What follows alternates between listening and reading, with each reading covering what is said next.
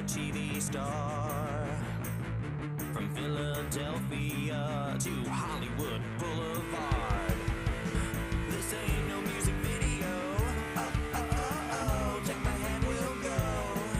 You know, at the height of all the success, you made a film, right? The Village People made a film. I mean, Yeah.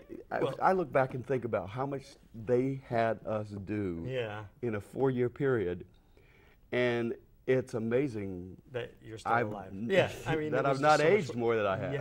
Yeah. Like, was that you really had no say about that? That was just in the contract? Like, no, you had to say you could either do it or not. Oh, right. Oh my God. But I mean, how are you going to? Yeah, we started doing something in 1977, and by 1978, we were negotiating the end of '78. A year later, we were negotiating to do a huge $25 million film produced by Alan Carr, who had just come off producing Grease, which was the largest money-making musical of all time. And we were being offered, first of all, I don't know anybody that has actually had the opportunity to play themselves in the movie bio of about themselves. You know what I mean? I thought, really? Yeah. Even Loretta Lynn had to have Sissy Spacek play her, right? That's right. That's right. Yeah. But we were given a tremendous amount of money. We were given luxury star treatment the whole time we did this movie, and the whole time we were out selling records and making movies. Got to live in Hollywood.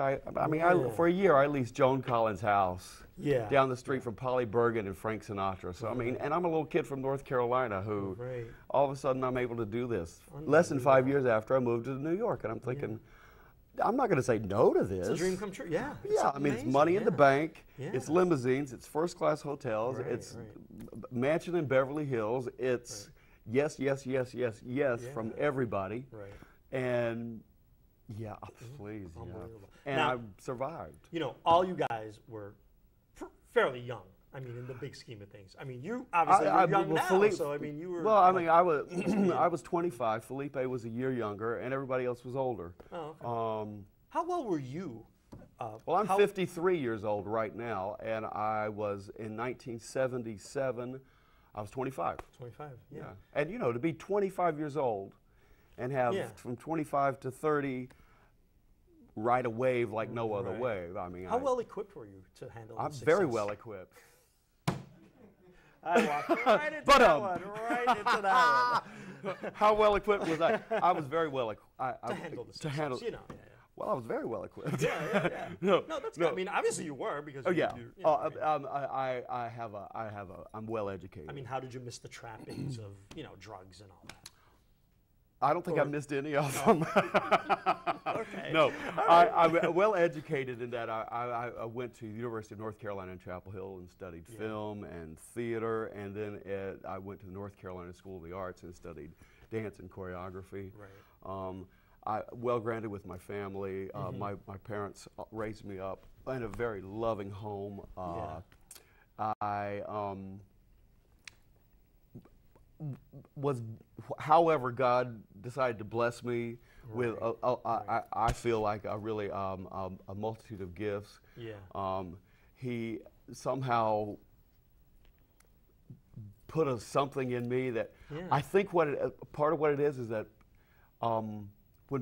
when I'm around other people, when people are around me, they feel better about themselves. You know what I mean? Because you've seen that. Well, you've been at my party. You're a very bubbly guy. You're very positive. But it's not. But in a way, I don't think that. I mean, in a way, I truly like seeing other people smile when they're around me and have them, for whatever length of time that is, I think they feel better about themselves. And that makes me feel good. Right. I really like that, and I think that's the thing that I didn't realize as a young person. That got me through a lot of situations where maybe if I didn't have the greater talent in comparing with another individual, then I was more fun to be around. Right. You know what I mean? So I got the gig. Okay. All right. Now, very quickly, I want to get Will out here. So very quickly, I want to go like one by one through the guys. Like, who do you still keep in touch with? Who's a mess? Who's dead? Well, Do you watch the news? Yeah, I do. Go ahead. You say it, though. The cop just got Well, to you. Glenn Hughes, who was the biker, he passed away a couple years back. He was about 50, and he passed away from lung cancer. Right. He was actually buried in his the full Village People motorcycle biker outfit, full leather. In fact, one of his good friends from California, who's a makeup artist, came and flew to New York, and after he was prepared, did this whole, you know, because he passed away from lung cancer, so I think he had deteriorated some. But the guy made him up and prepared him so that when they had the coffin open, he looked just like Glenn Hughes. I'm telling you, just like he was ready for a show. Yeah. The guy who's the original cop, Victor Willis, who was married to Felicia Rashad, Felicia Allen, Debbie Allen's sister. Right. Felicia used to open for us. She was when she was married to Victor. She was our opening act. But Victor has had some difficult times over the past 20 years. He's been in and out of jail, and I think he's in jail now. Yeah. Busted for drugs and guns and stuff like that. Right. The group that we have out that performs as Village People right now really consists of only 3 original members. Okay. I kind of call it, it's 50% Village People, Village People Light. Right. And the 3 replacements. But they just came off doing 7 months of the last 7 months of the Cher show. Right. They were the opening act for it, which is really great. Yeah. Because every time they're out there performing, after every show, CDs sell. Yeah, exactly. Right. I don't mind that at all. Wow. And I hear from Felipe once in a while, David periodically, Alex, and but they keep busy, and that's we really like that. I'm glad that I reorganized the group. Disbanded for a while in the early '80s after I left in 1981, and then a couple years later the group disbanded. I reorganized the guys in 1986. Stayed with it till the early '90s, and I knew that there was an audience for Village People, and I somehow realized that maybe a little more than the other guys, that the impact that the group made on pop culture at the time was a long-lived group impact, which it is, and I'm so glad that to this day that people still enjoy the music, people enjoy seeing the performances, people enjoy the association, even if it's a camp association, it's a joke. Right. I mean, not a week goes by that either David Letterman or Leno or some comic on TV makes a reference, or that I'm called to do either Best Week Ever on VH1 or make some comment on something.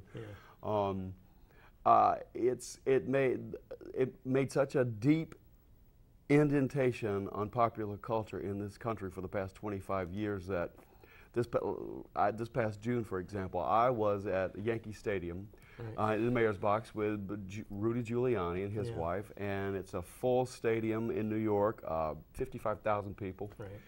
And at the top of the 7th inning, for the 7th inning stretch, they start dun dun dun dun dun dun dun dun dun, the YMCA, and then they turn the camera right on us, and it's the big jumbotron screens, and here we are, showing 55,000 people how to make those letters. All right, don't go away. When we come back, Randy's manager, producer, and basically better half, Will Grego, joins us in the studio. Back in a minute.